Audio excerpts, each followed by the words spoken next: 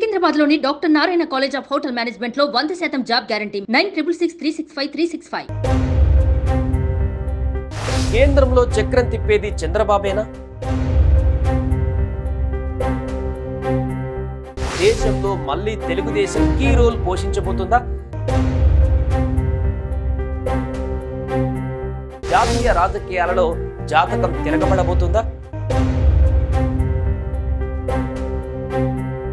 అనుకోని సువర్ణ అవకాశం చంద్రబాబు చేతికి చిక్కినట్టేనా?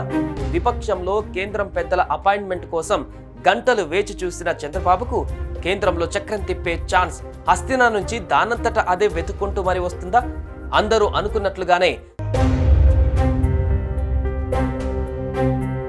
దేశంలో ఎన్డీఏ కూటమికి బలాన్ని ఇచ్చే అతిపెద్ద రాజకీయ శక్తిగా అవతరించిన టీడీపీ కింగ్ మేకర్ గా మారిపోయిందా? కేంద్రంలో బీజేపీకి స్పష్టమైన ఆధిక్యం రాకపోవడం, ఇండియా కూటమి మ్యాజిక్ ఫిగర్ కు కాస్త దూరంలో ఆగిపోవడంతో దేశ రాజకీయాలు ఒక్కసారిగా వేడెక్కాయి. గత 10 ఏళ్లుగా ఎలాంటి సంకీర్ణ రాజకీయాలు లేకుండా నరేంద్ర మోదీ నేతృత్వంలోని బీజేపీ ఆధ్వర్యంలో ఏకపార్టీ ఆధిక్యంతో కేంద్ర ప్రభుత్వం ఏర్పడగా ప్రస్తుతం మాత్రం అలాంటి పరిస్థితి రాలేదు. గత ఎన్నికలతో పోల్చితే బీజేపీ నాయకత్వంలోని ఎన్డీఏ కూటమికి సీట్లు తగ్గాయి. 2019లో బీజేపీ సొంతంగా 303 స్థానాలలో గెలవగా ఎన్డీఏ కూటమికి 353 సీట్లు వచ్చాయి. ఈసారి బీజేపీ సొంతంగా 240 స్థానాలకి పరిమితం కాగా ఎన్డీఏ బలం 293 సీట్ల వరకే ఆగిపోయింది.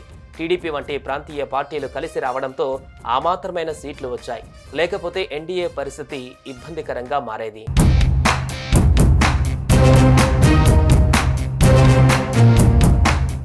బీజేపీ తర్వాత మిత్రపక్షాలలో అత్యధిక స్థానాలు గెలిచింది టీడీపీ, జేడీయూ పార్టీలే. టీడీపీ 16, జేడీయూ 14 మంది ఎంపీలను ఎన్డీఏ కూటమికి అందించాయి. శివసేన, ఏక్నాథ్ షిండే వర్గం 7 ఎంపీలను అందించింది. ఎన్డీఏలో ఉన్న ఇతర మిత్రపక్షాలన్నీ చిల్లరగా 3-4 సీట్లు, 1-2 సీట్లు ఇలా గెలిచాయే తప్ప బీజేపీకి గట్టిగా నిలబడి సపోర్ట్ చేసే స్టామినా వాటికి లేదు.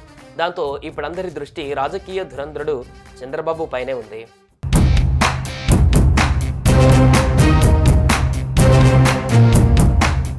కేంద్రంలో ప్రభుత్వాన్ని ఏర్పాటు చేస్తున్న ఎన్డీఏలో ఇప్పుడు చంద్రబాబే అత్యంత కీలకం. నాయుడు ది కింగ్ మేకర్ అంటూ నేషనల్ మీడియా మొత్తం హోరెత్తిపోయింది. నితీష్ కుమార్ కూడా కింగ్ మేకర్లో ఒకరు.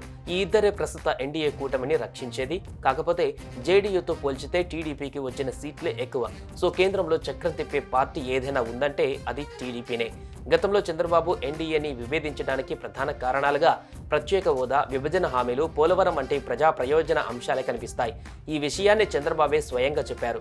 ఎన్డీఏ, చంద్రబాబు విడిపోయినా ఇరు పక్షాల మధ్య శత్రుత్వమేమీ లేదు. అందుకే చంద్రబాబు ఎప్పుడొచ్చినా తలుపులు తెరిచే ఉంటాయని ఎన్డీఏ ఎప్పుడు చెబుతుంటుంది.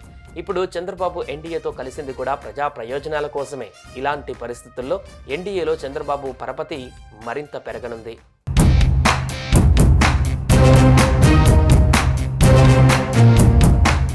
సంకీర్ణ రాజకీయాలలో సుదీర్ఘ అనుభవం ఉన్న చంద్రబాబు ప్రస్తుత రాజకీయ పరిణామాలలో ఎలాంటి పాత్ర పోషిస్తారనే అంశంపైన రాజకీయ విశ్లేషకులు పలు రకాల విశ్లేషణలు చేస్తున్నారు.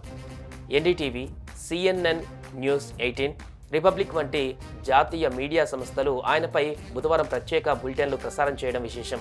కొత్త ప్రభుత్వంలో టీడీపీకి లోక్సభ స్పీకర్ పదవితో పాటు 5 మంత్రి పదవులు ఇవ్వాలని చంద్రబాబు కోరినట్లు ఎన్డీటీవీ పేర్కొంది. ఇక ఎన్డీఏలో బీజేపీ తర్వాత 16 సీట్లతో అతిపెద్ద పార్టీ టీడీపీయే కావడంతో బీజేపీ పెద్దలు కూడా చంద్రబాబుకు సముచిత ప్రాధాన్యం కల్పించాలని ఆలోచిస్తున్నట్టుగా సమాచారం.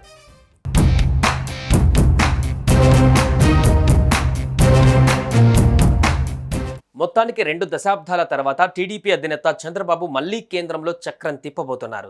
కేంద్రంలో కింగ్ మేకర్ అయ్యారు. ఆంధ్ర ప్రజలు ఇచ్చిన తీర్పుతో చాలా కాలం తర్వాత కేంద్ర ప్రభుత్వంలో దక్షిణాది వ్యక్తికి చక్రం తిప్పే అవకాశం దక్కింది. ఇది మొత్తం దక్షిణ భారతదేశానికే గర్వకారణంగా నిలిచింది. సుమన్ టీవీలో మీ పర్సనల్ అండ్ బిజినెస్ ప్రమోషన్స్ కోసం కింది నెంబర్కి కాంటాక్ట్ చేయండి.